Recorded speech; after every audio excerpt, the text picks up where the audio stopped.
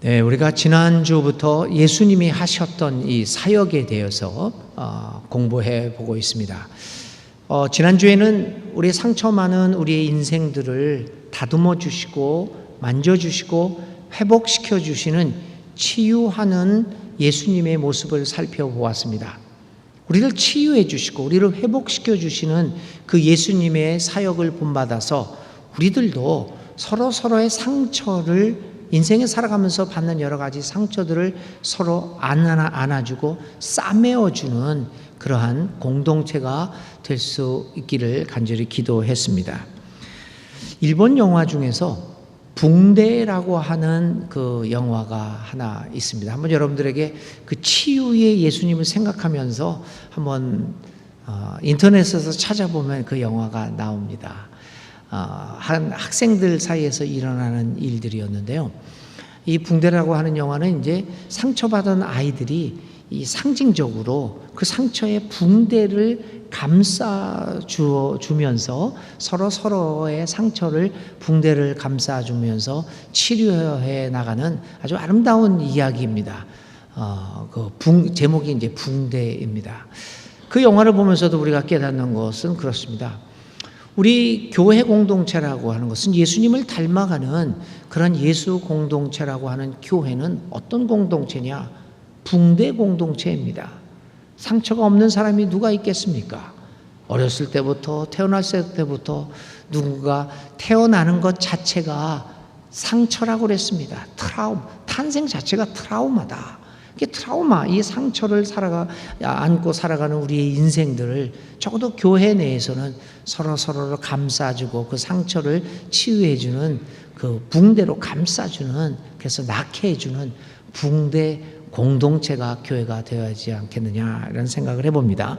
그래서 지난 주일날 이렇게 치유하시는 붕대로 우리를 감싸주시는 예수님의 모습을 살펴보았습니다. 오늘 두 번째 예수님의 중요한 사역의 내용이 무엇일까를 누가복음 7장에 있는 말씀을 통해서 한번 살펴봅니다. 오늘의 이야기는 죽은 사람을 살린 이야기입니다. 그것을 우리는 부활 이야기라고 이야기할 수도 있고, 부활보다는 사실은 소생의 기적이라는 말로 표현하는 것이 더 적합할 것입니다. 이 복음서에는 이처럼 예수님이 죽은 사람을 소생케 했다, 다시 살아나게 만들었다라고 하는 이 소생 기적의 이야기가 모두 3개가 있습니다. 마가와 누가복음에 공통적으로 나타나고 있는 말씀이 야이로의 딸을 고친 사건입니다. 마가복음 4장과 누가복음 8장에 나오는 이야기가 야이로의 딸을 살려주셨습니다. 그 이야기가 하나 나오고요. 그리고 누가복음에만 나오는 이야기로서 오늘 읽은 7장에 나타난 나인성의 한 가련한 여인의 외아들을 살려주신 사건, 그리고 요한복음 11장에 여러분들이 잘 알고 있는 예수님의 친구 나사로가 죽었을 때 나사로를 다시 살린 사건, 이렇게 모두 3가지 소생 기적 사건이 기록되어 있습니다. 그런데 누가복음에만 2가지가 기록되어 있죠. 야이로의 딸과 나인성 과부의 아들의 살림을 받는 기적 이야기가 2군데 있습니다. 이처럼 누가복음이 2번이나 걸쳐서 이 소생 기적을 기록하는 것으로 보아서 누가복음 기록한 사람에게 이 생명이 다시 살아난다라고 하는 것이 굉장히 큰 감명을 주었던 것으로 생각이 됩니다. 그래서 그는 생명의 살아남에 대하여 상당한 관심을 가졌던 것이 틀림없습니다. 오늘 저희들은 우리에게 주어진 본문인 이 나인성 과부의 아들을 다시 살린 사건을 통하여 예수님이 진정 이 땅 위에 오셔서 하시고자 했던 일이 무엇인가를 생각해 보려고 합니다. 먼저 오늘 이적의 배경을 한번 살펴보겠습니다. 오늘의 본문인 누가복음 7장의 경우에는 이 나인성 과부를 살리신 후에 곧바로 세례 요한이 그의 제자들을 예수님에게 보내는 사건이 기록되어 있습니다. 세례 요한은 예수님 보고 굉장히 궁금증이 많았습니다. 도대체 이 사람이 누군가? 이 사람이 도대체 어떤 정체성을 가지고 있는가? 라고 그러한 질문들을 많이 가졌습니다. 왜냐하면 예수님이 지금까지 나타났던 여러 선지자나 예언자하고는 다른 모습을 보였기 때문입니다. 좀 특이한 모습을 보였습니다. 그래서 세례 요한이 의문을 가졌습니다. 혹시 이 사람이 바로 그 메시아가 아닌가? 이런 질문을 가졌습니다. 그래서 제자들을 예수님에게 보내서 묻습니다. 당신이 오실 그입니까? 오실 메시아입니까? 예수님께서는 이 질문에 그렇다, 아니다 라고 답변을 하지 않습니다. 오늘 우리가 읽은 본문 뒤에 나오는 말씀이죠. 이렇게 답변합니다. 눈먼 사람이 다시 보고, 다리 저는 사람이 걷고, 나병 환자가 깨끗해지고, 귀먹은 사람이 듣고, 죽은 사람이 다시 살아난다. 이런 이야기를 합니다. 그러면서 이렇게 답변하면서 죽은 사람이 다시 살아나는 것과 메시아의 사역을 연결시키고 있습니다. 예수님은 세례 요한 제자들에게 이렇게 답변을 하고 있는 것입니다. 메시아가 누구냐? 바로 죽은 사람을 다시 살리는, 생명을 살리는 일을 하는 것이 메시아다. 너희들이 지금 나를 통해서 그것을 보고 있다. 이 말은 거꾸로 뒤집어서 이야기하면 메시아가 누구인지 어떻게 합니까? 바로 생명을 살리는 일을 하는 사람이 메시아다라고 하는 답변을 주고 있는 것입니다.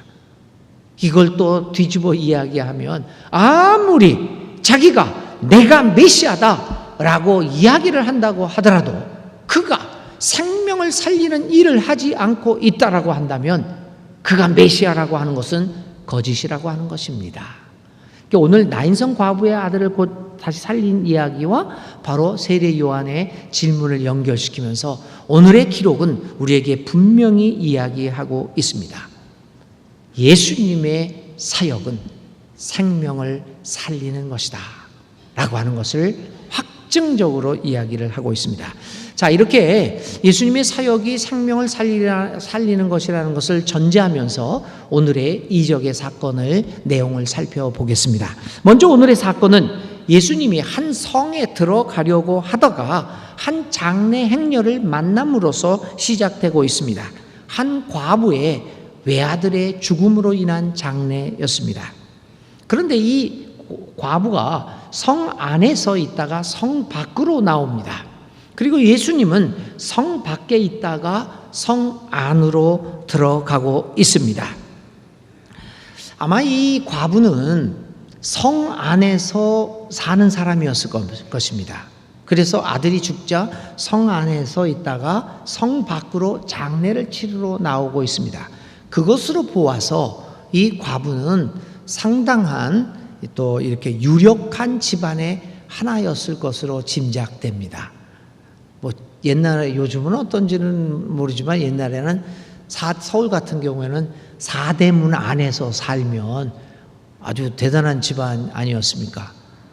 제가 농담으로 가끔 그럽니다. 제가 사대문 안에서 태어난 사람이라고. 지금은 사대문 안이 별 일 없습니다. 신시가지가 최고죠. 뭐 소비의 상징인.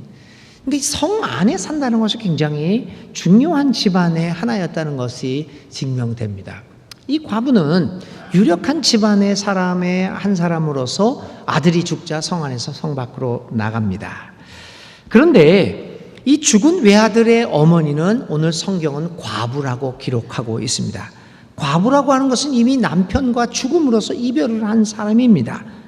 게다가 그녀는 지금 집안에 유일하게 남아있는 남자였던 아들마저 잃고만 상황에 처해 있습니다. 비록 그가 성 안에 있는 집안의 여자였음에도 불구하고 남편이 죽고 이제 유일한 남자였던 외아들마저 죽게 된 이 상황은 그녀를 절망적인 상황으로 몰고 갔음에 틀림없습니다. 여러분, 모든 남자를 잃어버린 여자의 의미가 2000년 전에는 어떠했습니까? 집안의 남자를 모두 잃은 여자는 그 당시의 경제 상황과는 관계없이 비참한 처지에 놓여 있는 사람의 대명사입니다. 그리고 지금 비록 경제 상황이 좋았을지는 모르지만 이제 아들마저 죽고 마니까 점차 이 경제 상황도 더 나빠질 것으로 짐작되기도 합니다. 이처럼 오늘 예수님이 만난 여인은 이러한 어려운 처지에 놓인 사람입니다. 오늘 장례를 치르고 나면 이 여인의 삶의 미래는 아무것도 보장된 것이 없는 막막한 것입니다. 이 여인이 이제 바랄 수 있는 것은 무엇일까요? 아무것도 없습니다. 희망도 사라지고 말았습니다. 이렇게 딱한 상황에서 오늘 이 여인인 예수님과 만나고 있는 것입니다. 예수님과의 만남이 이 여인의 삶을 뒤바뀌어 놓을 것입니다. 그런데 오늘 우리가 기록을 보면 정말 우리는 이 여인이 예수님과 만나고 있다라고 이야기할 수 있을까요? 그렇지 않습니다. 예수님과 이 여인의 만남은 만남이 아닙니다. 이 여인은 성 안에서 성 밖으로 나옵니다. 예수님은 성 밖에서 성 안으로 들어갑니다. 그것은 그냥 스쳐 지나감이었습니다. 여기서 우리는 만남을 전혀 보지를 못합니다. 스쳐 지나감, 그것이었습니다. 그런데 여기에 반전이 일어나고 있습니다. 스쳐 지나감으로 끝나고 말았을 이 사건이 만남으로 변하는 것을, 그 변하는 순간을 오늘 우리는 여기에서 이 기록에서 목도하고 있는 것입니다. 그냥 스쳐 지나갈 수 있는 상황, 그 상황에서 가엾은 여인과 예수님이 만납니다. 그런데 여기서 우리가 주목해야 할 장면이 있습니다. 어떻게 해서 이 스쳐 지나감이 만남이라는 것으로 반전되어지고 있느냐라고 하는 것입니다. 주목해야 보아야 할 장면은 이 여인이 예수님에 대하여 아무런 관심도 보이고 있지 않다는 사실입니다. 이 여인은 자신의 슬픔에 빠져 있습니다. 남편도 죽었죠. 이제 마지막으로 의지하고 있던 남자였던 이 외아들도 그만 가버리고 말았습니다. 그녀는 그 절망과 슬픔에 빠져 있습니다. 너무나도 깊이 그 절망과 슬픔에 빠져 있어서 그녀는 주위를 둘러볼 만한 상황에 있지 않습니다. 누구에겐가 도움을 청할 만한 힘도 이제 이 여인에게는 남아있지 않습니다. 이 여인을 보면서 우리는 절망 속에 깊이 빠져있는 사람들의 전형적인 모습을 보게 됩니다. 어려운 상황에서, 그 절망적인 상황에서 이웃들에게 도움을 청할 만한 기력과 능력을 상실한 상태, 이건 매우 위험한 상태가 아닙니까? 사실 오늘 우리가 여러 가지 절망에도 빠지고 슬픔에도 빠지고 그럽니다. 그런데 우리 주위를 둘러보면 적어도 하소연을 할 수 있고 또 도움이 오건 안 오건 그거 상관없이 나 좀 도와달라라고 이야기할 수 있는 사람이 있다는 것은 절망적인 상황이 아닙니다. 가장 절망적인 상황은 깊은 절망에 빠져 있었는데도 아무에게도 내 이야기를 할 사람이 없는 상황, 아니 도움을 청할 그 의지도 능력도 사라진 상황이 가장 인생의 위급한 상황이 아니겠습니까? 이 상황이 얼마나 위험한 상황입니까? 이 여인이 처한 상황이 바로 이런 상황입니다. 그래서 그녀는 예수님에게 대하여 전혀 관심을 보이지 않고 예수님에게 도움을 청할 수도 없습니다. 그냥 그래서 이 만남은 스쳐 지나갈 수밖에 없는 만남이었습니다. 그런데 여러분, 바로 그 순간 반전이 이루어지고 있습니다. 전혀 예상치 않은 일이 발생한 것입니다. 그것은 예수님이 먼저 말을 걸었던 것입니다. 예수님이 먼저 그녀에게 관심을 보이고 있습니다. 예수님은 그녀에게 말합니다. 울지 말라. 울지 말거라. 오늘의 성서는 예수님이 이처럼 이 여인에게 관심을 가지고 말을 걸면서 울지 말라라고 하는 말을 걸게 된 것은 그가 그 여인을 보고 가여운 마음이 들어서라고 보도하고 있습니다. 그렇습니다, 여러분. 예수님 안에는 가엾게 여기는 마음, 그 마음이 있었습니다. 예수님은 여인을 향하여 가여운 마음이 들었습니다. 우리 금년의 표어가 예수님 닮기입니다. 그래서 예수님이 누구인가 닮으려고 하면 예수님이 누구이고 도대체 뭔 일을 하신 분인가라고 하는 것을 정확히 알기 위하여 우리는 예수님에 대하여 공부를 하고 있습니다. 그래서 예수님을 닮아갑니다. 그분을 쫓아가려고 합니다. 근데 내년도 목회 주제는 예수님 닮기입니다. 모양을 본다는 것뿐만 아니라 예수님 자체를 우리 마음속에 담아보자.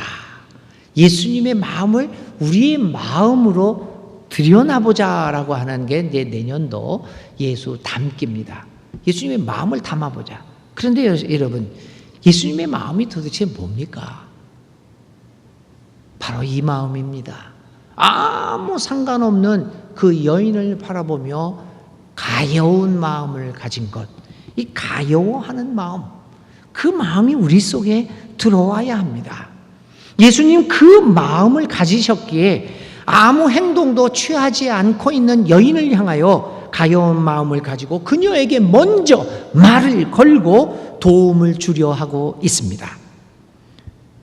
여기에서 바로 이 예수님의 가여운 마음과 예수님이 먼저 말을 걸고자 하는 그 행동 때문에 오늘 스쳐 지나감으로 끝날 이 사건이 만남의 사건으로 반전하고 있다는 것입니다. 오늘의 이적은 이처럼 독특한 모습을 보이고 있는데 그것은 어려움에 처해 있는 당사자가 아무런 행동을 취하지 않음에도 불구하고 이적이 발생하고 있다는 것입니다. 여러분이 복음서에 나타난 예수님의 이적을 살펴보면 많은 경우 이 어려운 사람이 예수님 나를 살려주십시오, 나를 고쳐주십시오, 또 그렇게 막 내가 눈을 뜨고 싶습니다, 뭐 나사렛 자손이요, 뭐 예수님이요 나를 불쌍히 여기소서 이렇게 외치는 장면도 나오고요. 또 어떤 경우에는 친구들이 도와서 지붕을 뚫고 내려와 가지고 예수님 앞에 그 병자를 데려오기도 하지요. 여러 가지 액션들을 취합니다. 그런데 오늘 이 이적에서는 이 여인은 아무런 행동을 하지 않고 있습니다. 많은 경우 우리들은 이적이 발생하기 위해서는 혹은 하나님으로부터 복을 받기 위해서는 무엇인가를 해야 한다는 생각을 우리들이 다 갖고 있습니다. 그래서 하나님의 마음을 감동케 하기 위하여 나무 뿌리가 부러져 빠지도록 기도해야 된다고 생각합니다. 그래야지 하나님의 앉은 보좌가 흔들려서 하나님이 우리에게 복을 내려주신다는 생각을 갖고 있는 것이 일반적인 우리들의 생각입니다. 그런 것이 종교에서 말하는 희생이라는 단어의 의미일 것입니다. 신 앞에서, 하나님 앞에서 서 있는 존재로서 늘 부족함을 느끼고 그래서 무엇인가 늘 하나님을 위해서 해야 한다는 이 강박관념이 오늘 우리가 가진 인간들이 가지고 있는 마음입니다. 그래서 늘 무엇인가를 하지 아니하면 하나님이 우리를 돕지 않는다는 생각을 갖습니다. 우리 격언에도 있죠. 하늘도 스스로 돕는 자를 돕는다. 이 생각이 우리들이 갖고 있는 생각입니다.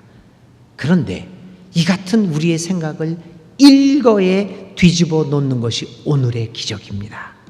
오늘의 주인공 과부 이 여인은 자신의 삶에 이 같은 이적이 발생하기 위하여 한 일이 없습니다. 이 여인은 스스로를 도울 수 있는 능력이 없는 사람이었습니다. 스스로 도울지 못하는 사람이었습니다. 그녀는 믿음도 없었습니다. 신을 향해 어떤 공적을 쌓아두고 있었다는 암시도 이 본문에서는 전혀 찾아볼 수 없습니다. 그런데 그녀에게 엄청난 기적이 발생합니다. 어찌된 일입니까? 바로 여기에 오늘의 이적이 말하고자 하는 메시지의 핵심이 있습니다. 이 이적을 통하여 예수님이 보여주려고 하는 하나님 나라의 특징은 은혜에 있습니다. 아무것도 하지 않음에도 불구하고 하나님이 사랑해 주신다는 것입니다. 하나님의 나라는 은혜로 임하는 것입니다. 그것은 값을 치르고 이루어지는 것이 아니라 희생을 통하여 이루어지는 것이 아니라 어떤 공적을 쌓아서 그 공적의 대가로 우리에게 주어지는 것이 아니라는 것입니다. 스스로를 도울 수 없는 사람을 하나님이 도우시는 것이기에 은혜라고 하는 것입니다.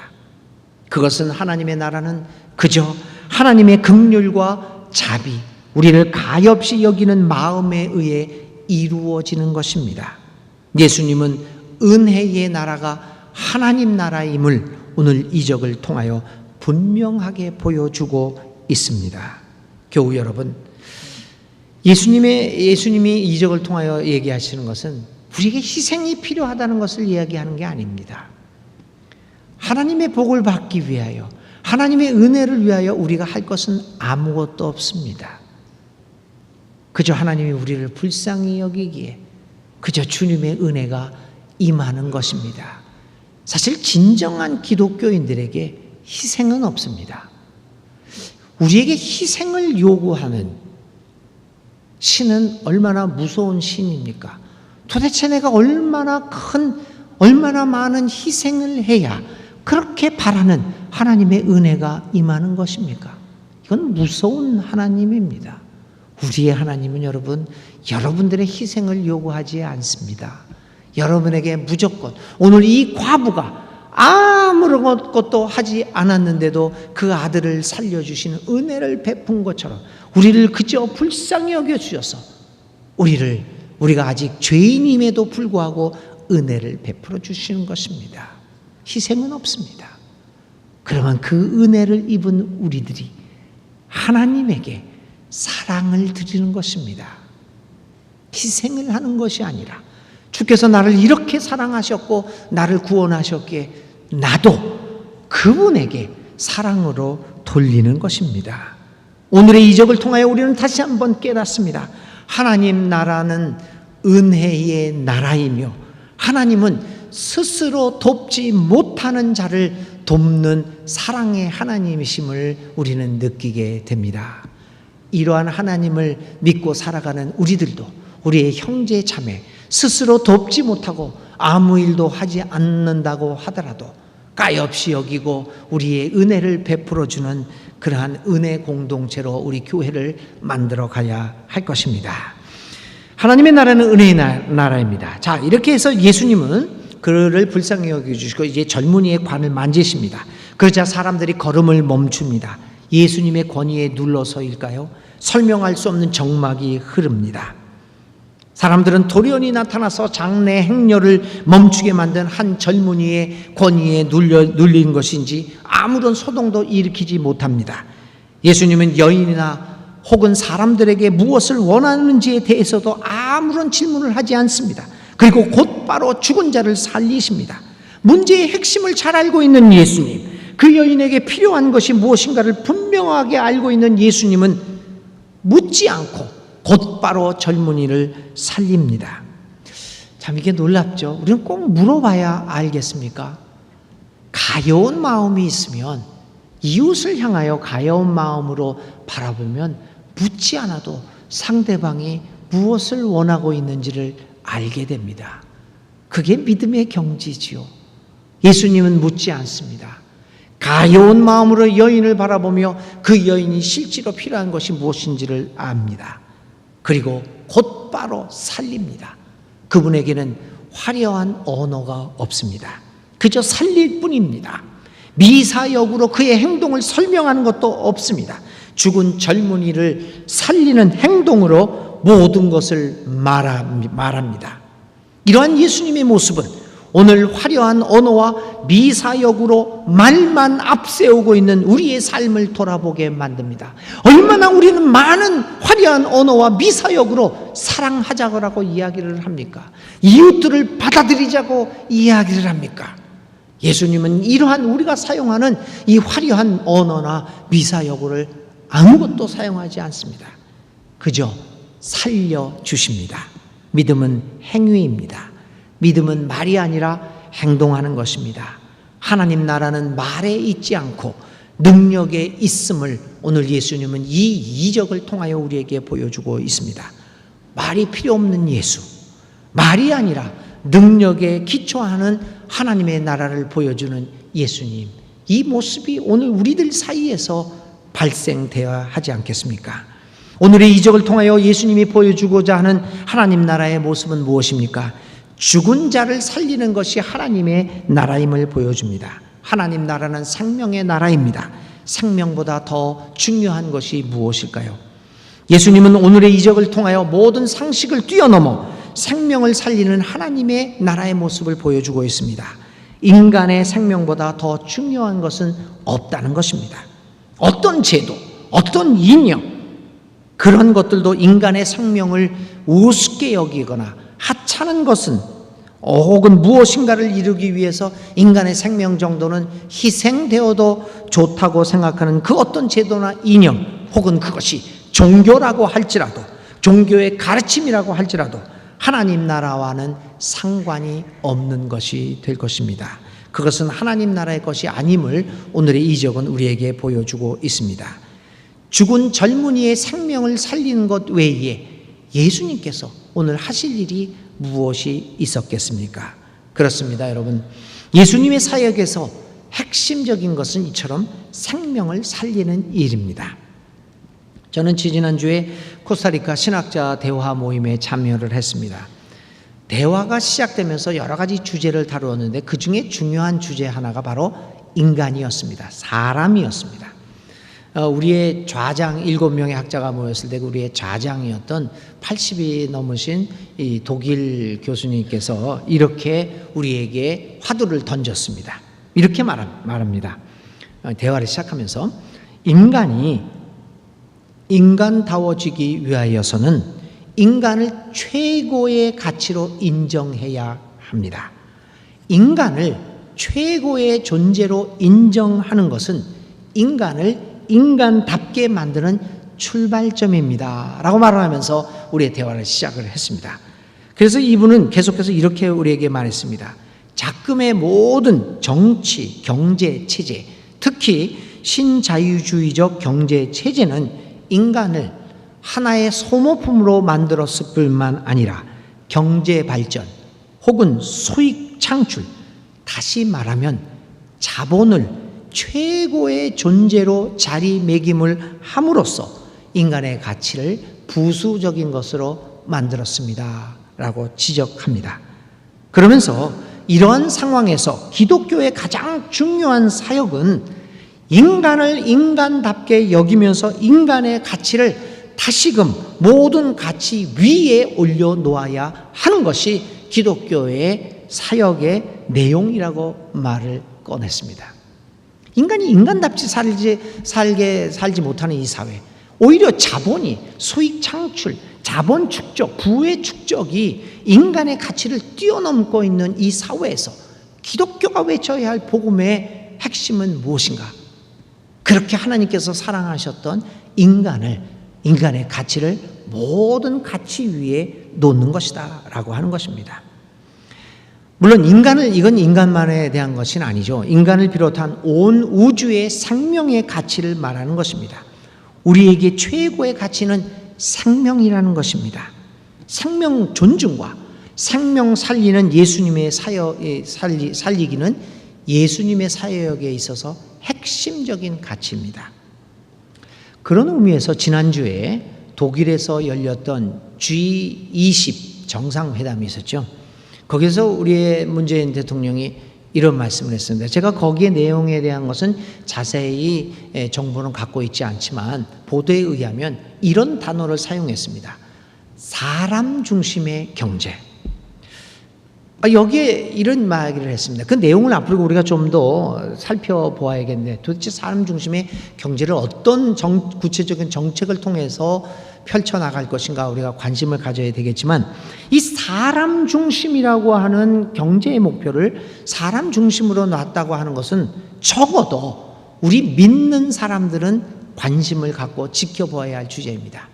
세상 사람들은, 주님을 모르는 사람들은 경제 중심, 가치, 수익 창출 중심으로 볼 수도 있겠지요.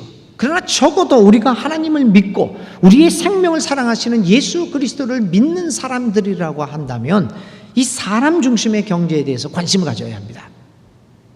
과연 문재인 정부가 이 사람 중심의 경제 정책을 통해서 또다시 우리에게 내가 내 임기 동안에 4만 불, 6만 불의 이 개인 소득을 올리겠습니다. 뭐 경제 성장률이 5% 올리겠습니다. 이런 것을 또 내어놓을 것인지, 아니면 진정 인간의 가치가 자본의 가치를 넘어서고 있다라고 하는 것을 우리에게 보여주는 경제 정책을 펼칠 것인지, 우리 적어도 믿는 사람들은 관심을 가지고 진정한 사람 중심의 경제 정책이 펼쳐질 수 있도록 압박도 하고 서로 이 방향을 제시하는 데 이 정부를 지켜보아야 할 것입니다. 왜냐하면 예수님은 인간의 생명을 살리기 위하여 하나님의 자리를 버리시고 인간의 몸으로 오셨기 때문입니다. 여러분, 우리에게 생명보다 더 중요한 것이 무엇이겠습니까? 우리는 지금껏 너무 거짓 진리에 사로잡혀 있었습니다. 우리는 4만 불 넘으면, 6만 불 넘으면 살 수 있을 것이라고 생각해 왔습니다. 그러나 4만 불, 6만 불을 하기 위해서 얼마나 고귀한 생명들이 사라져 갔습니까? 그런데 여러분, 우리에게 생명보다 더 중요한 것이 무엇이겠습니까? 교회의 사역 중에서 가장 중요한 것은 생명 살리기입니다. 건물이나 업적이 아닙니다. 우리 교회 사역을 통하여 얼마나 많은 하나님의 사람들이 배출되었느냐, 얼마나 우리는 많은 사람들을 키워내었느냐, 그 하나님의 사람들을 통해서 우리나라가, 우리 조국이 조금 더 하나님 나라에 가까운 나라로 변모되었느냐, 여기에 우리 교회 사역의 핵심이 있어야 합니다. 그러므로 여러분, 오늘 우리는 생명을 살리고 사람을 세우는 일에 있어서는 민첩하게 행동해야 합니다. 그러나 사람을 정죄하고 사람을 폐하는 일에 있어서는 느리면 느릴수록 좋습니다. 제가 목회를 이제 30년 가까이 하면서, 담임 목사를 오래 하면서 느끼는 어려움 중에 하나가 바로 이겁니다. 많은 경우에 교회에 갈등들이 많죠. 내부에 이런저런 갈등들도 있고, 개인적인 감정도 있고, 또 공적인 일도 있습니다. 그럴 때 저한테 요구하는 게 뭐냐면, 목사님, 치리해야 됩니다. 저거 잘라내야 됩니다. 이런 게 굉장히 어려운 결단입니다. 물론 여러분, 공적으로 공의를 무너뜨리는 일에 있어서는 세워야 합니다. 경우에 따라서 잘라내야 할 때도 분명히 있습니다. 그러나 여러분, 목사로서는 누구누구를 자르라 라고 하는 말만큼 어려운 말이 없습니다. 그래서 저는 상황을 잘 보면서 자르는 일에 있어서는 머뭇합니다. 들어도 그냥 듣고 한 귀를 흘리고 가만히 눈만 껌뻑껌뻑하고 두꺼비처럼 눈만 껌뻑입니다. 그래서 비판도 많습니다. 우유부단하다, 뭐하다. 그런데 예수님의 생각을 해보면 사람 자르는 일에 그렇게 빨리 서둘러서 해야 할 일이 무엇인가, 이런 생각을 해봅니다. 생명보다 더 귀한 것은 없기 때문입니다. 그러나 사람을 회복시키는 일에 있어서는 우리가 조금 더 속도를 내도 큰 무리는 없을 것입니다. 생명보다, 사람보다 귀한 것이 무엇이겠습니까? 하나님은 우리를 살려주시는 분입니다. 내가 그렇게 많은 죄를 저지고 온갖 잡생각들이 나고 나쁜 생각을 하고 나쁜 일을 하고 있지만, 아직도 죄인이고 아직도 연약한 상태에 있지만 그분은 나를 꾸준히 살려주시고 계십니다. 왜냐하면 하나님은 우리를 살려주시는 분이기 때문입니다. 하나님이 우리를 돌보아 주시면서 우리의 생명을 지켜주시는 분이기 때문입니다. 그러므로 교우 여러분, 우리도 우리 서로를 돌보아 주면서 서로의 생명을 살려주면서 생명을 아끼며 살아가야 합니다. 우리의 이웃은 하나님의 생명으로 창조된 소중한 생명입니다. 그 생명을 서로 돌보면서 아끼며 살아가야 합니다. 생명을 함부로 대하는 것은 하나님의 창조 세계를 파괴하는 일이 될 것입니다. 이웃을 함부로 대하면 안 됩니다. 예수님이 그렇게 귀하게 여기셨던 생명이기 때문입니다. 사람과 그 생명보다 더 귀한 것은 어느 것도 없습니다.